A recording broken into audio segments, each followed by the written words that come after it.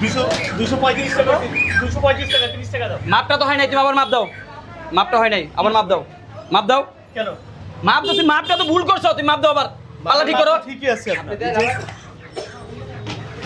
এই যে ওই ঠিক হইছে। এই যে 2 কেজি 290 গ্রাম। 160 টাকা করে মুরগির দাম হইলো কত হয়? আরে 200 টাকা করে। তোমার কেডা কইছে? কে বলছে রোজা রমজানের মধ্যে এই 200 টাকা করে মুরগি বেচতে? রোজার আগেও ছিল 160 টাকা কেজি। এই 4 দিন 5 দিনে তোমরা কি মগের মূল্য পাইছো দেশটারে? যখন যা মন চাইবে তাই করবা? এতবার সিন্ডিকেট তোমার কেডা করতে কইছে? হ্যাঁ, এই সাহস তুমি পাইছো কই থেকে? রোজা রমজানে মানুষ একটু ইফতারির পরে একটু ভালো মন্দ খাইবো, সেই সময় একটু ভাত খাইবো মুরগির মাংস দিয়া, এইটাও তোমরা বেচা শুরু করে দিছো।